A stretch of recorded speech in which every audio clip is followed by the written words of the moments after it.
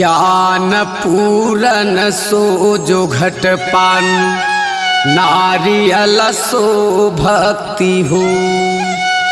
बिना गुरु के ज्ञान पे हो, कत को पड़ा गुण शक्ति हो।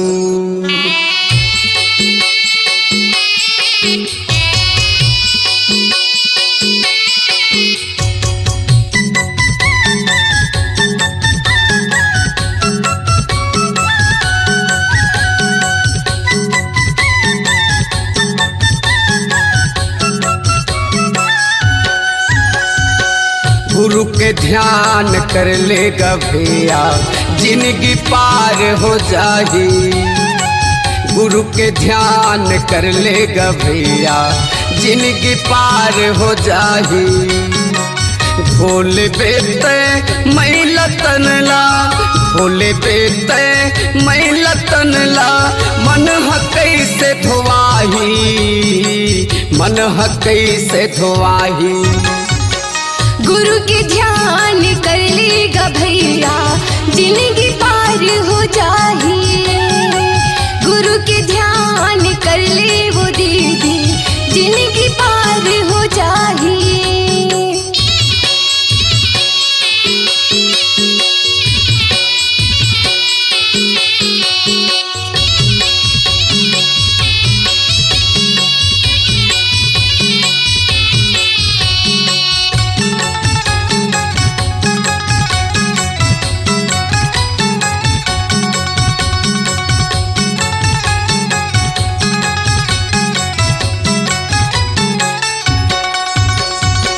पहली ध्यान माता पिता के कर ले, जिन्हा बोलेला सिखाइच। माता पिता के कर ली सेवा, जिन्हा चलेला सिखाइस।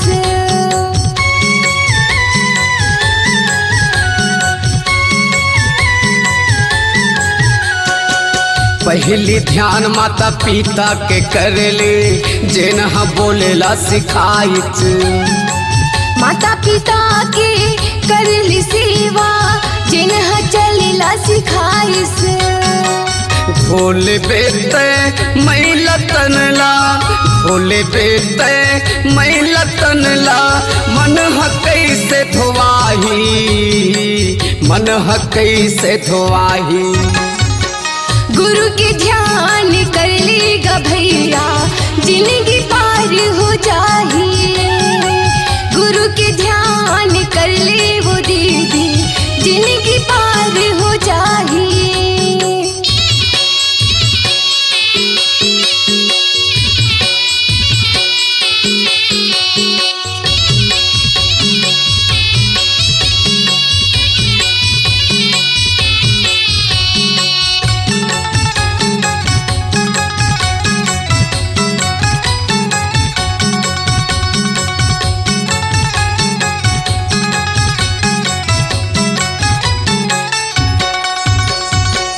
दूसरा ध्यान वो ज्ञानी के कर ले, जिन्हा ज्ञान बताइच।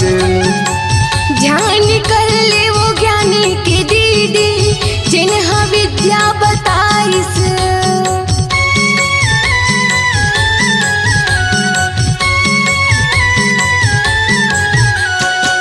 दूसरा ध्यान वो ज्ञानी के कर ले, जिन्हा ज्ञान बताइच।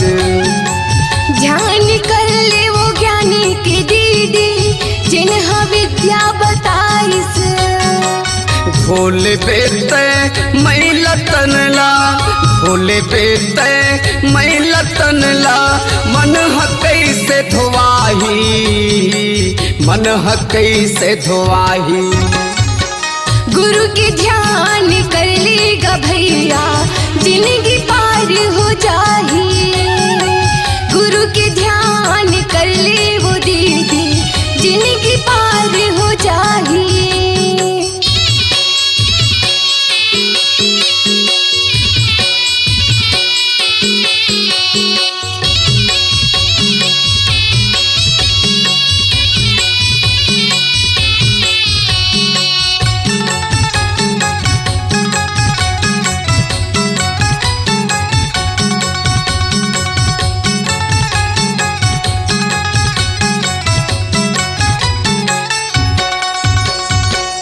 तीसरा ध्यान वो गुरु के कर ले, सत के मार्ग दिखाइत।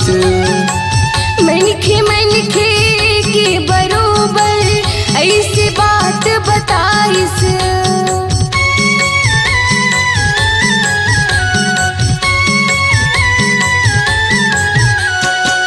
तीसरा ध्यान वो गुरु के कर ले, सत के मार्ग दिखाइत। मनखे के बरोबर ऐसी बात बताइस। भोले बेटे मैला तनला, भोले बेटे मैला तनला, मन ह कैसे धोवाही, मन ह कैसे धोवाही। गुरु के ध्यान कर लेगा भैया, जिंदगी पार हो जाही। गुरु के ध्यान कर ले वो दीदी, जिंदगी पार हो जाही। भोले बेटे मैला तनला, भोले बेटे मैला तनला, मन ह कैसे धोवाही, मन ह कैसे धोवाही। गुरु के ध्यान कर ले वो दीदी, जिंदगी पार हो जाही।